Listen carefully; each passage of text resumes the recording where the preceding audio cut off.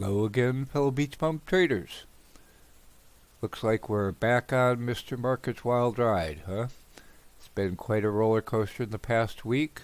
Hopefully our weekly trading game plan from last week helped you flip the charts, flip your mindset, and take advantage of this roller coaster ride and take advantage of the dips as well as the upswings. And it looks like we will continue on Mr. Market's wild ride for some time to come. So let's prepare our weekly trading game plan for the end of January, January 31st through the beginning of February, February 4th this week. So let's get started.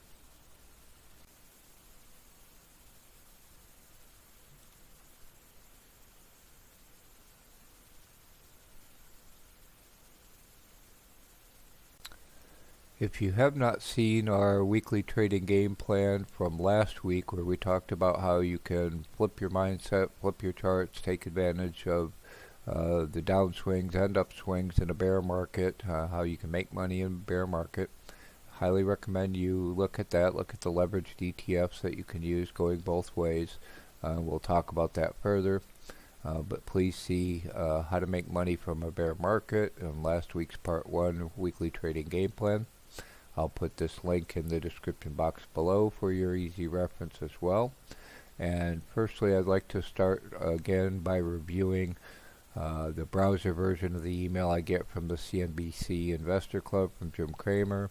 You can see it's titled Markets All Wild Swings. And we'll quickly take a look at what Jim has to say, and then we'll add our own commentary. So I'll again include the link to this browser version of the email from the CNBC Investor Club in the description box below.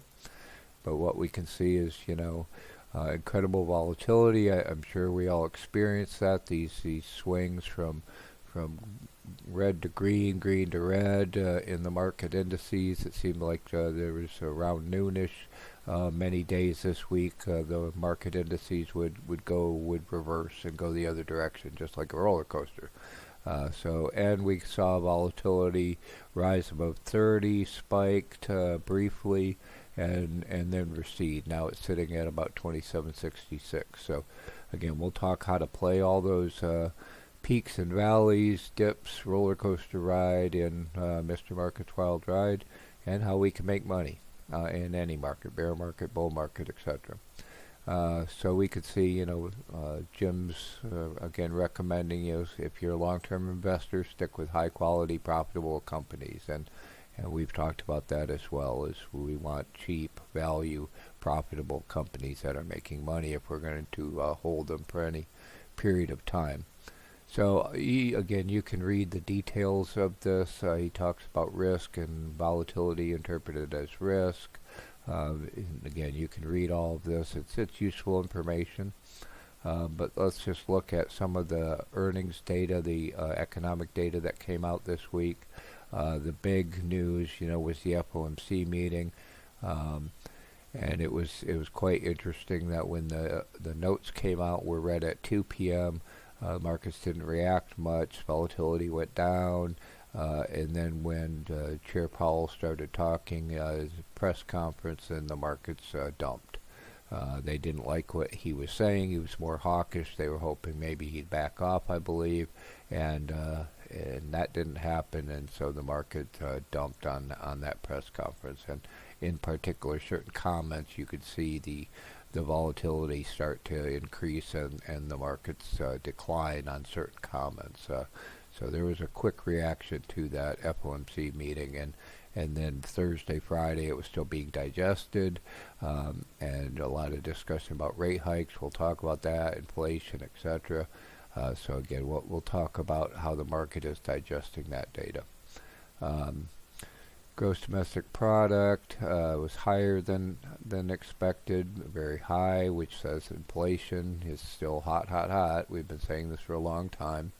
Initial jobless claims was lower than expected, and then we saw PCE was a little higher than expected, which is again an inflation indicator that Fed Chair Powell talked about, and we saw personal income declined more than expected. So spending was down, or pretty much as expected, but income is down. So people have spent their money, and that tells us something.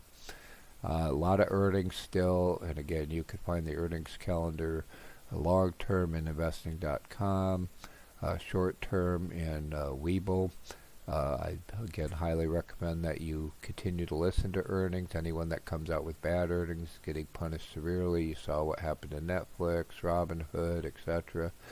Positive earnings, you can get a boost. IBM had better than expected earnings and went up on growth for the first time in a long time.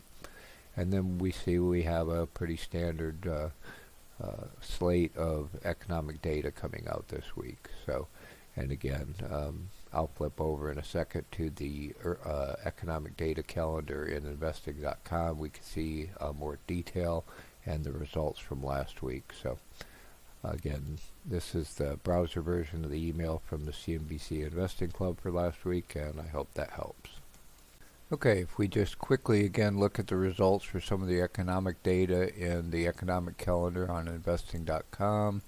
Again, there's a link in the trading tools on our home page. You can get to investing.com very easily, and then you just go news, economic calendar. And again, it's a nice tool to be able to quickly see the reds and greens, to see what was better or worse than expected. You can see PMI was worse than expected on Monday. On Tuesday, we see some consumer confidence, but that's not the standard one that people look at. Then we get to Wednesday, we had the FOMC meeting, which again we talked about. We see oil inventories were up rather than down. It was expected to be down, it was up. We'll talk about oil in more detail when we get in the futures, etc. And then, the big discussion on Wednesday was all the talk in the FOMC press conference. The discussion points, or the key points that I took out of that, is tapering is going to be completed by March. They pretty much confirmed at least 4 rate hikes. Now there's discussion in the media about 5, 7, etc. But they confirmed there's going to be at least 4. They said the first one's going to be in March. They said it's probably not going to be a half point. It's probably going to be a quarter point. They said rate hikes every other meeting. Again, the media is now projecting a rate hike every meeting, possibly up to 7, which would bring interest rates to 1.75 if they were 0.25 rate hikes each meeting. So again, close to that 2% target that we've been talking about for a long time. They talked a lot, and this is what the market probably didn't like, is they confirmed, some kind of balance sheet reduction, which is selling or letting the bonds they purchased on their balance sheet run off. They did not specifically say whether they were going to sell. They said potentially they would sell, or they could just let them expire and run off. But the market didn't like that. That's removing the punch bowl, removing liquidity, and it dumped on those comments. So again, the Powell's answers during the Q&A is what triggered the volatility to go back up and the markets to tank. He confirmed, and you could hear their primary concern now is inflation, and all the data continues to tell us that inflation's hot. That's going to be the driving factor behind the Fed at this point. They said the job market is pretty robust, but there's, participation issues with the Great Resignation, etc. But there's very little they can do about that except adjusting rates. Thursday we saw jobless claims continuing, was higher than expected. Initial was as expected. So that says, people are still unemployed, even though most of the stimulus for unemployment has rolled off. Then we got GDP data. Durable goods orders were down more than expected. So, the economy may be, in the future, those types of purchases are slowing down. But other GDP growth was higher than expected, which again is inflationary. PCE data, and then was pretty much in line. Again, a little hotter. It's inflation measure, And then we saw Michigan consumer sentiment data generally worse than expected. I'll scroll down to that in a second. And we could see the Baker Hughes oil rig count is slowly increasing. So again, oil producers are just slowly, quietly coming back online, increasing the rig count, which will increase supply. But again, when we get to the futures, we'll see oil prices really spiked up on other factors. So again, we can scroll through and see the reds and greens. We get to Friday. We can see sentiment data was poor, significantly worse than expected, says the consumer. Outlook is not positive going forward, and that's going to have an effect on purchases, money going from the consumer into the economy. We may see savings rates if people are working start to increase again, and that's a risk-off factor. So that's the economic data from last week. Again, for next week, it's easy to flip over here, and we can see just kind of a standard calendar of economic data. But again, this is a useful tool. Keep an eye on this for when various pieces of economic data are coming out, and then you can react appropriately as the market swings up and down based on the market's reaction to this data. So I hope that helps. Okay, let's see how the markets ended up on Friday and then for the week, etc. I'm on the home page of FinBiz. You can find our affiliate link for FinBiz, as always, in the description box below. We can see at the end of the day, the roller coaster ride was having all the indices swing up around 230-ish. So a little counterintuitive. We'll look at the indices themselves in a minute, but again, this was part of the roller coaster ride. We can see most stocks are still below their 200-day moving average. Most are below their 50. More new lows than highs, but we had more advancers than decliners.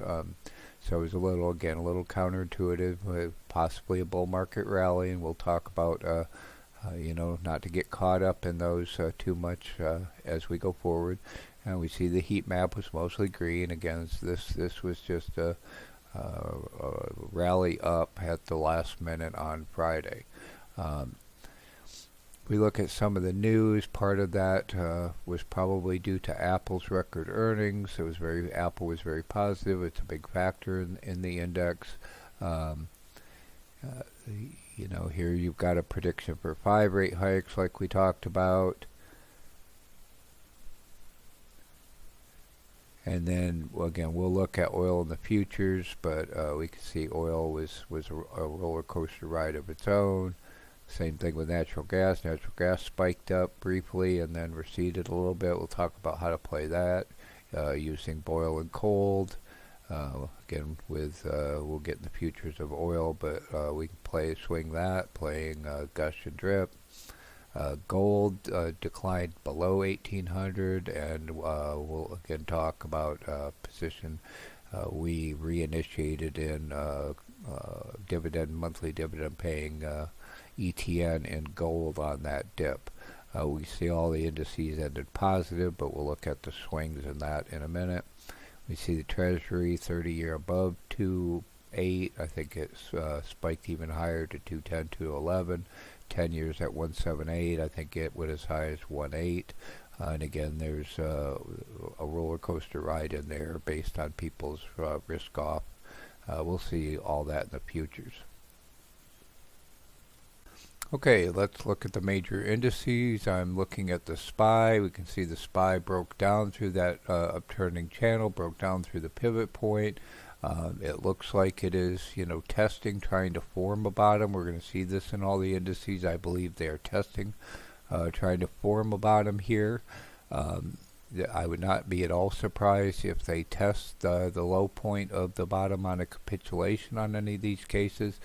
So again, there's a potential downside. And again, as we talked about, whether this is technically a bear market or not, in my humble opinion, we should treat it as a declining market and flip the charts and play appropriately.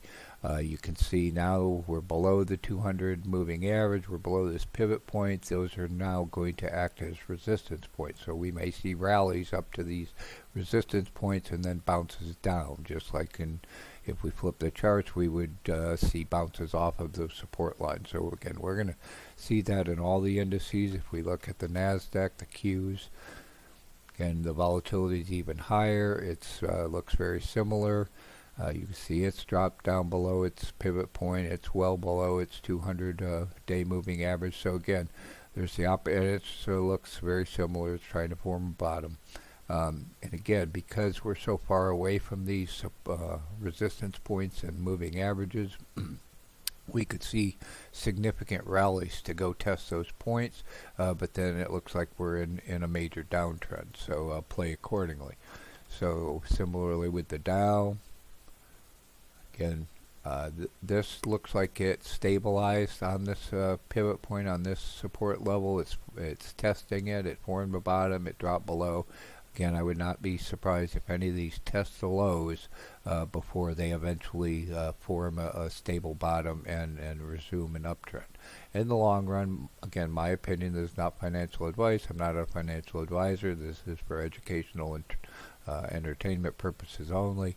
But I think the markets are in a long-term uptrend. But we're currently in a declining market.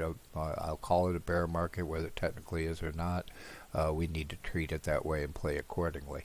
So again, any rally is more than likely going to bounce off of its resistance points and go down to test the bottom again until we get a longer term uptrend.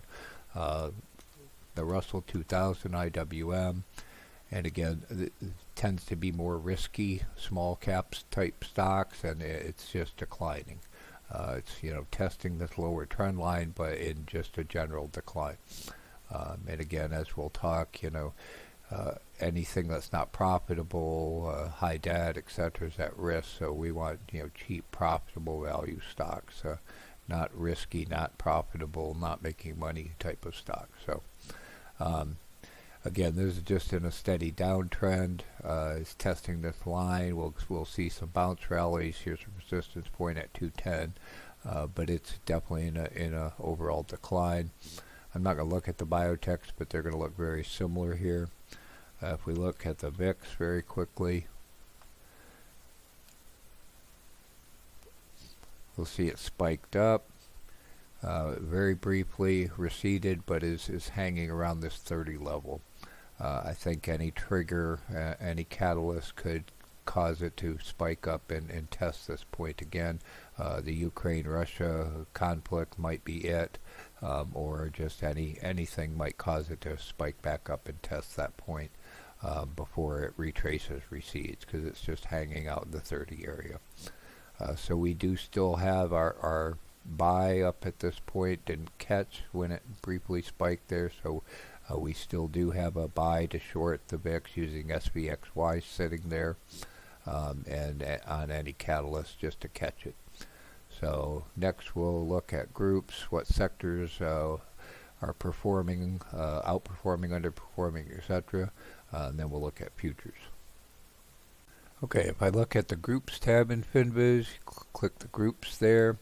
We can see the relative performance of the different sectors for different time periods. We see Friday, was a bit of an anomaly. It was a rally across the board, except for energy and basic materials, which again, it was a reversal, a flip. But for the week, it's energy and financials were the top performers. Technology, consumer cyclicals were the worst performers for the week. For the month, which I think is important, if this is the longer term trend, it's definitely energy. So really the only thing in a strong uptrend for this month has been energy. Everything else has been declining. The least decline was in financials, which we saw outperformed a bit this week, and materials. But we saw technology, consumer cyclicals, communications are all the worst performers. So I would suspect going forward that keep an eye on those sectors. The outperformers are more likely to continue in the energy, etc. area till it peaks. Basic materials probably recover some, technology is still very risky and declining in general. We see 3 months is very similar, and then we get into smoothed out performance over the half year. So I hope that helps. Again, I would highly recommend keep an eye on the weekly performance, as again the daily is likely to do a lot of roller coaster ride flip-flopping, and we want to see what the longer term weekly and monthly trends are doing. So I hope that helps. Okay, now if we go to the futures tab in FinBiz, we can see all the indices as we saw when we looked at them in detail. They're in decline. It looks like they're trying to form a bottom. We see this one capitulation, but we don't see a retest of that level, and then we see the bounce late Friday and currently. And they all kind of pretty much look similarly, except for the Russell looks like it's in more of a steady decline. We see that spike in the VIX and then the downturn with these wicking up. And again, we could expect, a test to the top, but then an eventual retracement. We see oil really ran up. At some point, it was up in the 88 level. One thing I'll point that out in a minute is the indirect correlation of gush and drip with the actual futures and actual commodity prices. So we see oil is running up. It's broken out of this peak. It's testing that 88 level, and there's still predictions of $100 oil, etc. We see Brent's doing the same thing. All the oils are running up.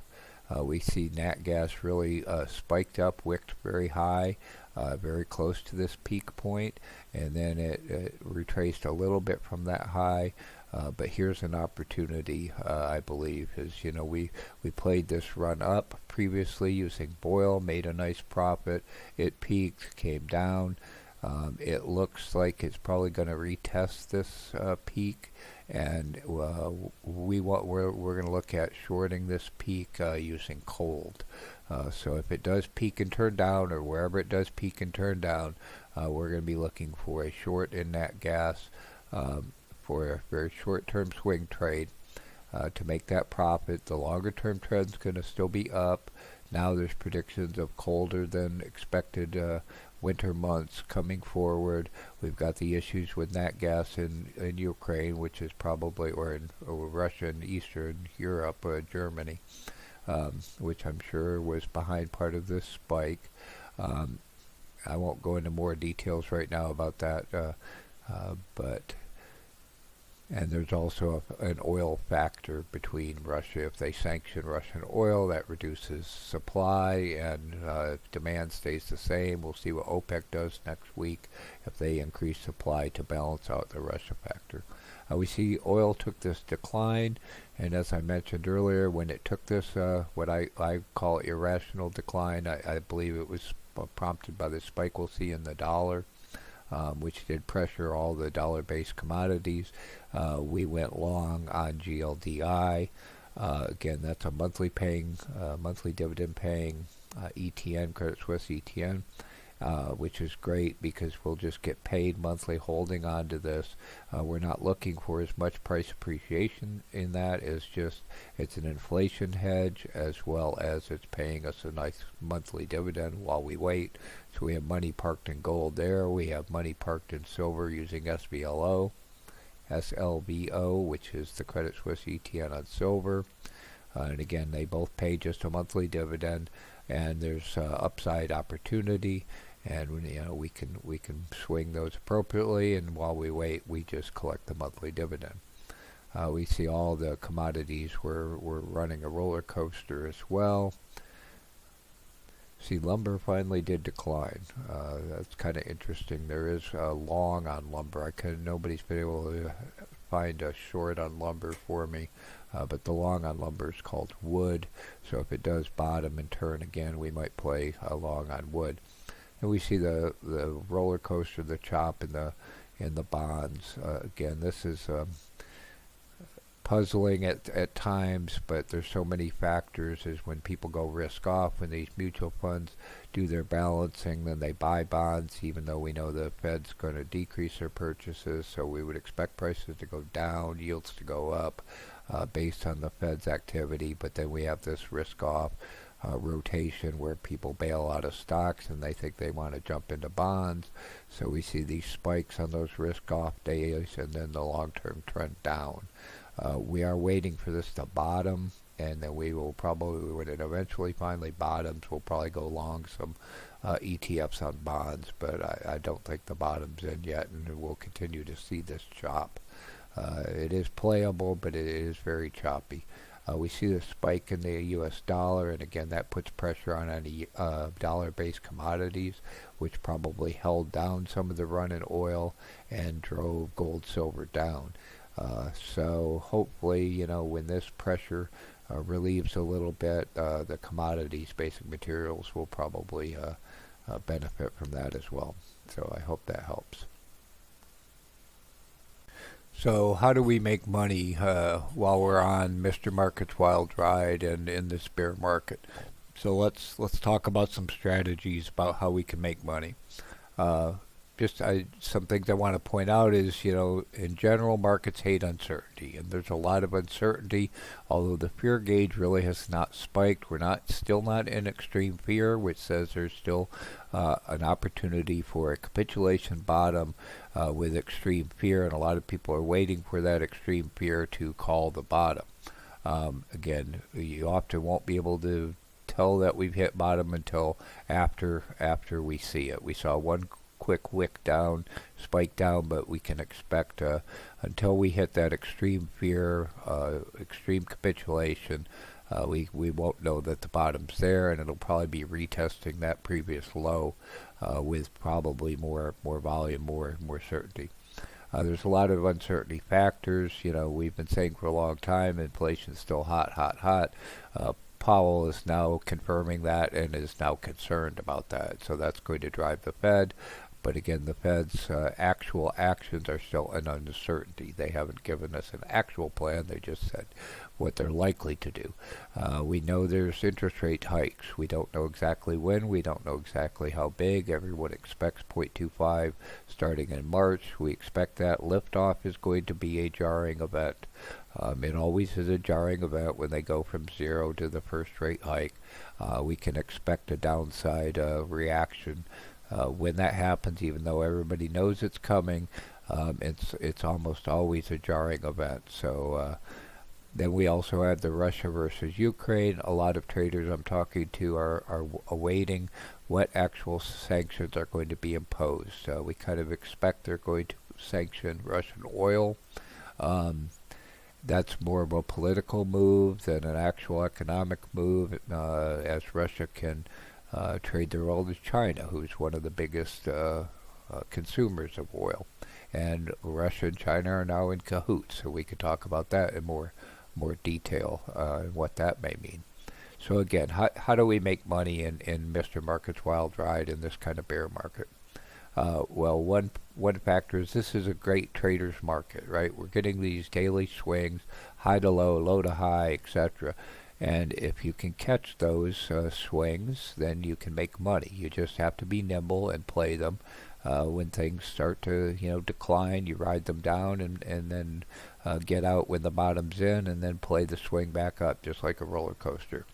And in last week's weekly trading game plan, we pointed out a whole list. So here's that video, how to make money in a bear market. If you go to the description box of that video, you can see a whole list of leveraged ETFs that we listed here for your benefit.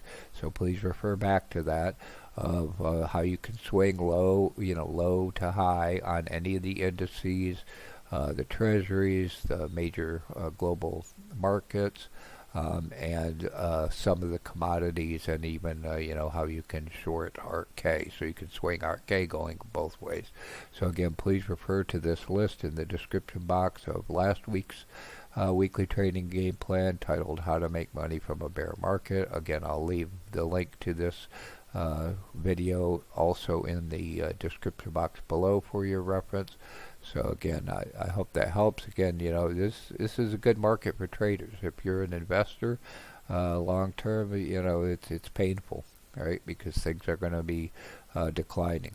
So day trading again is great. You get these highly volatile swings. There's great opportunities for day traders, options traders. The high volatility increases the IV. The implied volatility increases what options traders can make. So again, those are areas you might want to think about if you are already wanting to learn swing trading, day trading, etc. Options trading, those are opportunities. Again, this is a painful market if you're trying to be a long-term investor because things are declining. They're swinging down. It's tough for a swing trader because, again, things are going to swing down. You're going to see a lot of red if you're doing a longer-term swing. Now, shorter-term swing, great, because it's a roller coaster, right? You just got to be nimble, ride it up to the top, sell, ride it down to the bottom, sell, buy. So buy low, sell high, sell high, buy low, right? And there's a lot of money to be made. So we hope this all helps. We hope you'll come back tomorrow for part 2. We'll talk about our watch list updates, additional strategies, etc. Please let us know in the comments below what you think of this weekly trading game plan. How can we improve? What would you like us to talk about more or less, etc.? And how else can we make you help you be successful in your trading career? We hope you like this video. Please smash the like button. Help the YouTube algorithm share this with your fellow BeachBum traders around the world. Please share this via the share link. Please click the bell icon to be notified as we release additional videos. And if you're not already a member to our BeachBum trading community, we hope you'll choose to subscribe to our channel by clicking the subscribe button. So again, we hope this all helps. Good luck and have a great trading week.